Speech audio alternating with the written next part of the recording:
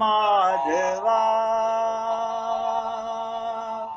केशवा माधवा, हे कृष्ण मधुसूदना,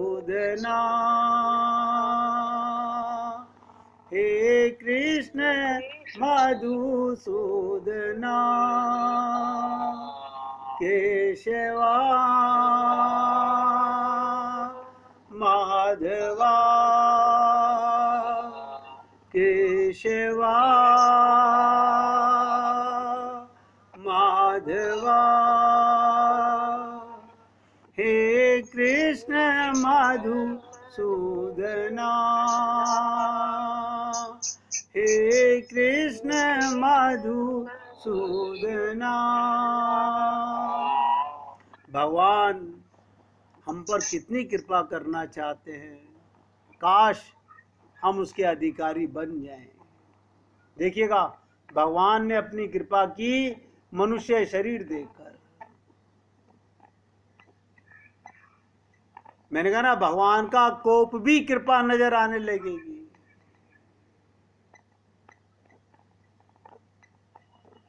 प्रेम का उदय हो जाने के पश्चात कोप में भी कृपा की अनुभूति, यही भगवत प्राप्ति का सबसे बड़ा प्रमाण है।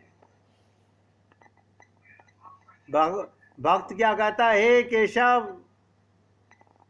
तुम हमें जैसे चाहो रखो,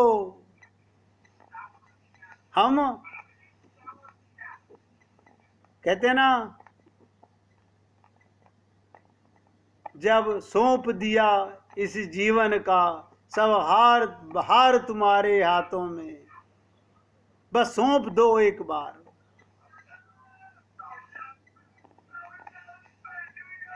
जब तक सौंपेंगे नहीं, हमारी दशा अच्छी होने वाली नहीं है।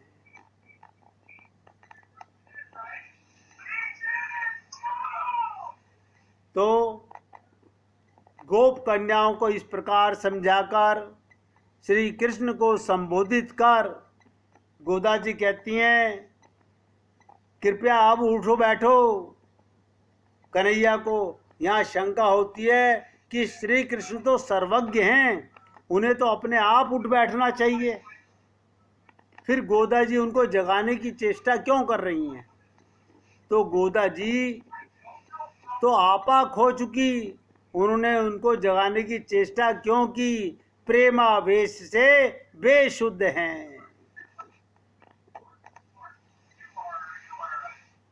कहते हैं, हे लाल जी, बिना गोप कुमारियों के दर्शन के लिए तुम लालायित थे, ये सब तुम्हारे द्वार पर अपने आप आ गई और सभी तुम्हारे बस में हैं। तुमको उनको एकत्र करने की कभी चेष्टा नहीं करनी, तुमने हम सब बस में कर लिया, परंतु तुम हमारे बस में नहीं आ रहे। न जाने तुम्हारा मन किस ओर है, तुम किसका ध्यान कर रहे हो? तो कृष्ण बनते हुए बोल उठे, तुम जिनको जगा रही हो वे यहाँ नहीं हैं। ध्यान दीजिएगा, भगवान कहते हैं जिनको तुम जगा रही हो वे यहाँ नहीं है। गोदा जी कहती है नहीं है, कहने से तुम्हारी सत्ता की सिद्धि दृढ़ रूप से प्रमाणित हो रही है। क्या मतलब? ध्यान दीजिएगा, यतो वाचो निर्वंतन्ते हा प्राप्य मनसा सह, जो कहता है मैं नहीं जानता वही तुम्हें जान पाता है। ये श्रुति का वाक्य है। पुस्तकों से ही केवल तुम्हारी बात जानी जाए ऐसा नहीं, तुम अपने ऐश्वर्य आदि गुणों, अपने दया में स्वभाव के साथ अवतार लेते हो, सब लोगों को अपना दर्शन देते हो। आपने देखा होगा, जिस समय प्रभु राम दंड कारायण से गुजर रहे थे तो वहां पर ऋषि मुनि संत महात्मा जो तपस्या कर रहे थे, अब देखिएगा, जिसका ध्यान ये जीव धर रहा हो वो जब आगे से जा रहा हो तो सारी वो मुनि ऋषि साधु संत भागे भगवान राम के पीछे। हा प्रीतम, अब देखिएगा, हा प्रीतम, आपको लगेगा अरे ये तो पुरुष है, ये पुरुष पुरुष के पीछे क्यों भाग रहे हैं? वो पुरुष नहीं, आत्माएं भाग रही हैं। हमें लगता है कि ये संत पुरुष शरीर में है, वो शरीर से मतलब नहीं होता, उसका मतलब आत्मा से होता है कि सारी आत्माएं प्रभु राम के पीछे भागी कि जिनका हम ध्यान कर रही थी वो हमारे सामने आ गए। अब हम क्या किसका ध्यान करें? तो प्रभु राम ने क्या कहा, हे पुण्य आत्माओं, ये मेरा मर्यादा पुरुषोत्तम लीला है, तुम सब इस प्रेम की अधिकारिणी हो, लेकिन मैं इस अवतार में नहीं, जब कृष्ण अवतार लूंगा तो तुम सब गोपियों को रूप में अवतरित होकर मेरा संग प्राप्त होगा। ये भगवान ने, राम ने एक जगह नहीं, जनकपुर में भी वादे किए थे, अयोध्या में भी वादे किए थे। ये गोपी का मतलब किसी पर्टिकुलर रिश्ते से नहीं होता, ये समर्पण से होता है। आज आप अगर समर्पण कर लोगे, ध्यान से सुनो मेरी बात को, आज अगर आपने समर्पण कर लिया, जब भगवान अवतार लेकर आएंगे आप भी गोपी बन करके भगवान के साथ लीला करने अवश्य आएंगे। लेकिन कब? जब केवल भगवान की शरणागति ग्रहण कर लोगे तब।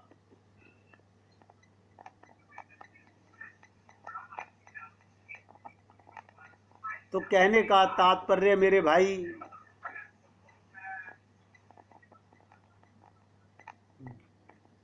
गोदा जी क्या कह रही हैं, बहुत ध्यान से सुनिएगा। आश्रितों के लिए सब कुछ करने पर भी तुम कहते हो मैंने कुछ नहीं किया। जो तुम्हारी शरण चला जाता है उनका सब कुछ तुम ही करते हो और कहते हो मैंने कुछ नहीं किया। तुम आश्रितों के कार्य को अपना ही कार्य मानते हो, जैसे हम अपने परिवार का कार्य अपना मानते हैं, ऐसे ही भगवान अपने शरणागत जीव का कार्य अपना मानते हैं। और तुम अपने महत्व के अनुरूप उनको वस्तु देते भी हो। यहां तक कहा तुम ऐसी लीलाएं करते हो जिससे आश्रित संबंधी पक्षपात संसार में स्पष्ट हो जाता है।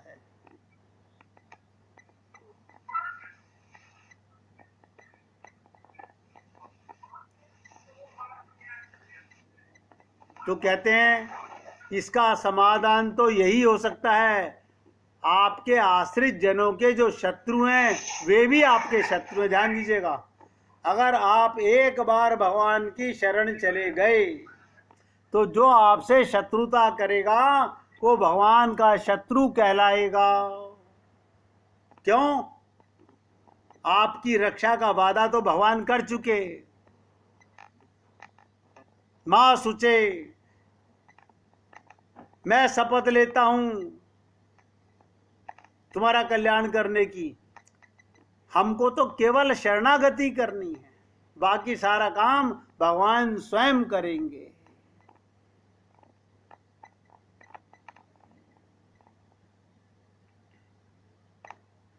तो कहते हैं जिसके लिए ब्रह्मास्त्र का प्रयोग करना पड़े, ऐसी श्री स्वामिनी सीता का अक्षम्य अपराध करके जयंत तीनों लोकों में भागा फिरा। देखिएगा, जयंत ने जब सीता जी के चरणों में चोंच मारी, तीनों लोकों में भागता फिरा। उसके पिता ने भी उसे त्याग दिया। कहीं पर भी कोई रक्षा स्थल उसे जब नहीं मिला, तब वो रक्षा के अभाव में जगत रक्षक, जगत स्वामी श्री राम के शरणागत हुआ। यहाँ पर समस्या समझ लीजिएगा। अभी हम लोगों को अपने परिवार पर, इन सांसारिक रिश्तों पर बड़ा विश्वास है। अभी हम लोग पूरी, अरे आप क्या बात करते हैं? अब आप मुझे बताइए, जो सांस हमारे अंदर चल रहे हैं, हमारे किसी रिश्तेदार में, किसी संबंधी में, किसी परिवारजन में ये ताकत है कि अपने सांस तुम्हें दे देगा? ये कौन कृपा कर रहा है? इसलिए भ्रम मिटा दीजिए। बस एक धारणा मन में धारो कि इस देह में हरि मिलत है, मुझे तो भगवत प्राप्ति इसी जन्म में करनी है, अगले जन्म का इंतजार मत करो।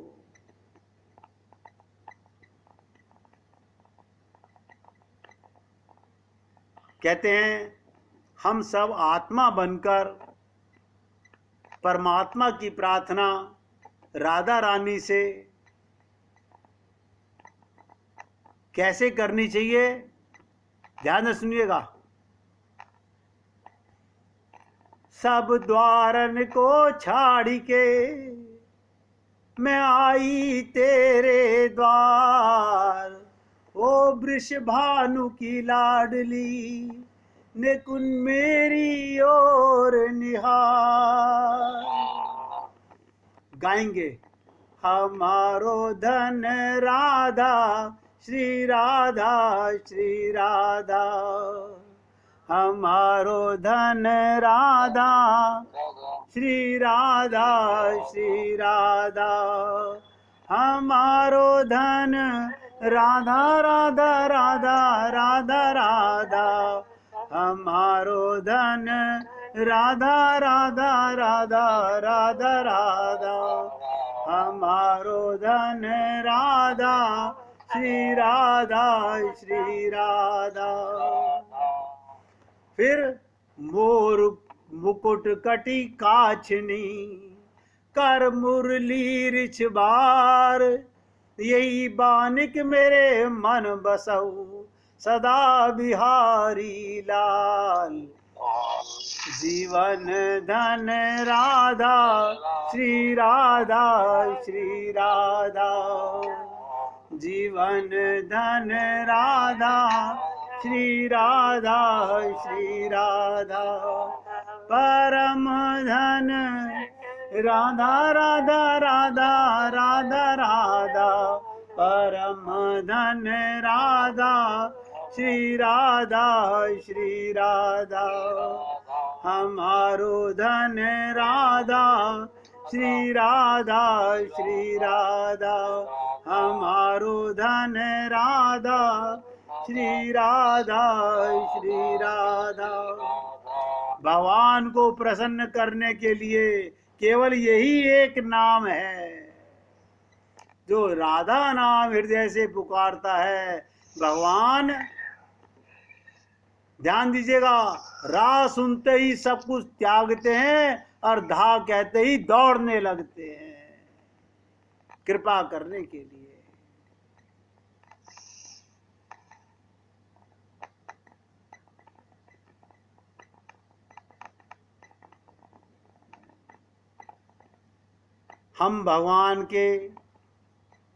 हमें भगवान का मंगल शासन करने को संत महात्मा कहते हैं, हम भगवान के ही दास हैं, रक्षे हैं, वे हमारे रक्षक हैं।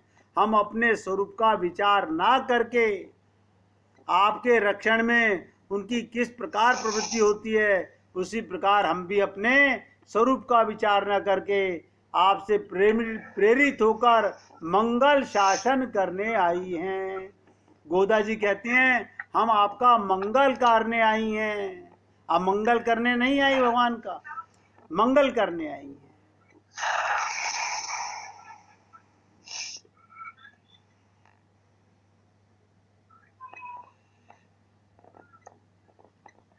हमारे गुरुदेव कहा करते थे,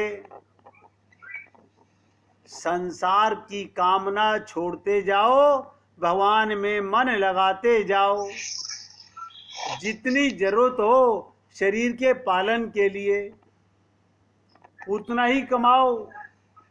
प्रारब्ध अगर अधिक मिले तो दान कर दो। धन, ध्यान दीजिएगा, धन भक्ति मार्ग का सबसे बड़ा बाधक है। एक एक शब्द नोट कीजिएगा। धन भक्ति मार्ग का सबसे बड़ा बाधक है। सुई के छेद से, ध्यान दीजिएगा, सुई के छेद से लाखों ऊंट गुजर जाएं, लेकिन धनवान भगवान की तरफ चले, इसमें शंका है, इसमें शंका है।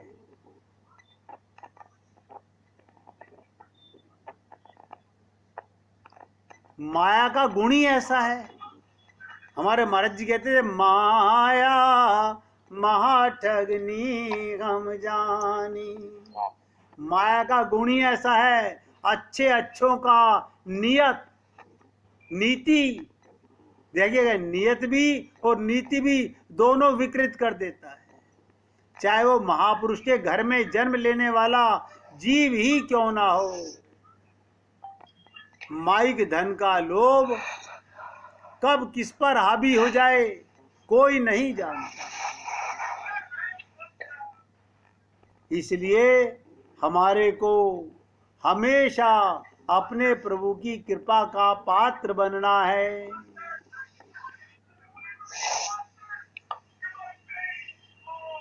अब मैं आपके साथ जो चर्चा करने जा रहा हूं, फिर आपसे निवेदन कर रहा हूं, बहुत एकाग्रचित होकर सुनिएगा। उद्धव ने कृष्ण से पूछा, क्या पूछा? कि जब द्रौपदी लगभग अपना शील खो रही थी,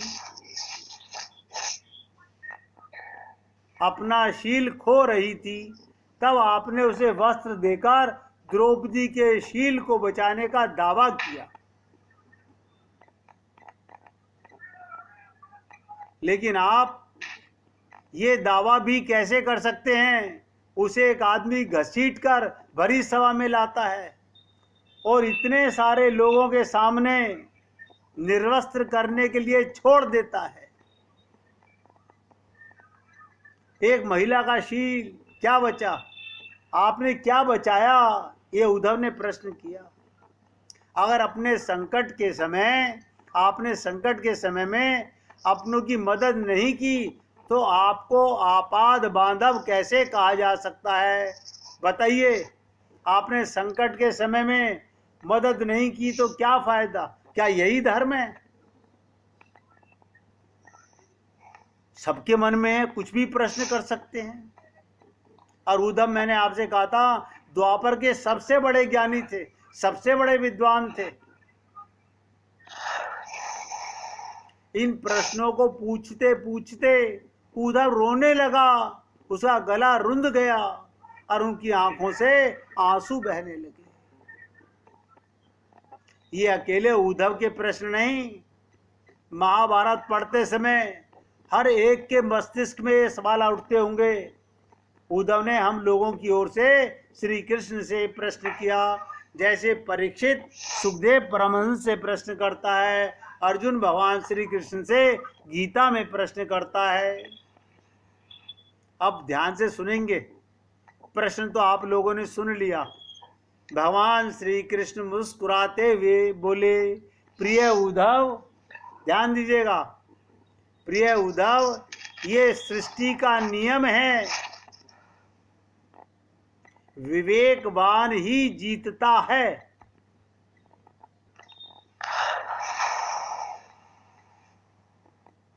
विवेकवान ही जीतता है। और क्या कहा? उस समय दुर्योधन के पास विवेक था, धर्मराज के पास विवेक नहीं था। यही कारण रहा कि धर्मराज जुए में हार गया और दुर्योधन जीत गया। उद्धव को हैरान परेशान देखकर कृष्ण आगे बोले, दुर्योधन के पास जुआ खेलने के लिए पैसा भी था, धन तो बहुत था, लेकिन उसे पासों का खेल खेलना नहीं आता था। उसे पासे फेंकने नहीं आते थे। इसलिए उसने अपने मामा शकुनी को दूत क्रीड़ा के लिए उपयोग किया।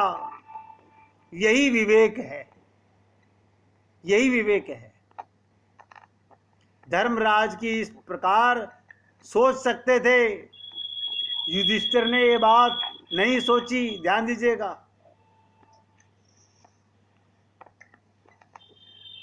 और अपने चचेरे भाई से पेशकश कर सकते थे कि उनकी तरफ से मेरा केशव जुए में पासा फेंकेंगे।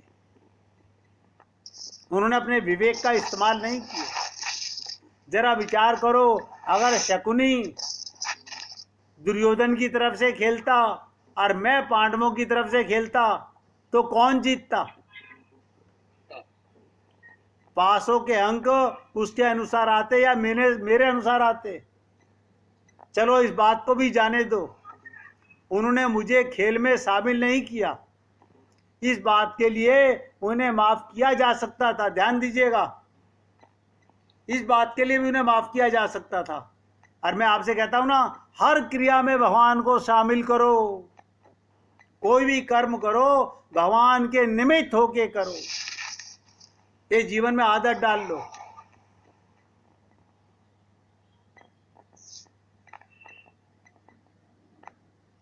लेकिन उन्होंने विवेक शून्यता से एक और बड़ी गलती की। ध्यान दीजिएगा, विवेक शून्यता से। और वो ये थी, उन्होंने मुझसे प्रार्थना की, मैं तब तक सभा कक्ष में ना आऊं जब तक कि मुझे बुलाया ना जाए। क्योंकि वे अपने दुर्भाग्य से खेल मुझसे छिपकर खेलना चाहते थे। एक एक शब्द पे ध्यान दीजिएगा, ये सभी जीवों के लिए चेतावनी है। मैं कहता हूं, हर क्रिया में, हर कर्म में भगवान को शामिल करो। कर्म कोई छोटा और कोई बड़ा नहीं होता। भगवान ने यही कहा, कर्म वो, धर्म वो जो मेरे निमित्त किया जाए। हम क्या समझते हैं, भगवान के मंदिर में पर्दा डालने से भगवान नहीं देख रहे। तो कहते हैं, इस प्रकार उन्होंने मुझे अपनी प्रार्थना से बांध दिया और मुझे सभा कक्ष में आने की अनुमति नहीं दी। इसके बाद भी मैं कक्ष के बाहर इंतजार कर रहा था कि कब कोई मुझे बुलाता। भीम, अर्जुन, नकुल और सहदेव सब मुझे भूल गए, बस अपने भाग्य और दुर्योधन को कोसते रहे। अपने भाई के आदेश पर जब दुशासन द्रौपदी को बाल पकड़कर घसीटता हुआ सभा कक्ष में लाया, द्रौपदी अपने सामर्थ्य के अनुसार जूझती रही, तब भी उसने मुझे नहीं पुकारा। आदमी पहले अपने धन का, अपने बल का प्रयोग करता है।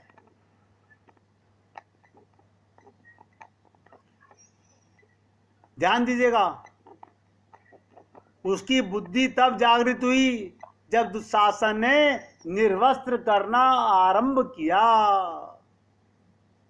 जब उसने स्वयं पर निर्भरता छोड़ी। हरि हरि अभ्यम कृष्ण के अभ्यम की गुहार लगाई, तब मुझे उसके शील की रक्षा का अवसर मिला। जैसे ही मुझे पुकारा गया, मैं विलंब पहुंच गया। अब इस स्थिति में उद्धव, तुम बताओ गलती किसकी है? सोचिएगा, समझिएगा। अभी ये प्रश्न, ये चर्चा खत्म नहीं हुई है। मैं कल फिर आपके साथ इस चर्चा का, और आगे क्यों, हमारी बुद्धि वहां तक नहीं जा सकती जहां तक उद्धव और भगवान की बुद्धि जाती है। इसीलिए ये दास आप सब पुण्य आत्माओं से एक ही बात निवेदन करता है, कोई कर्म छोटा नहीं, कोई कर्म बड़ा नहीं, कोई कर्म बुरा नहीं।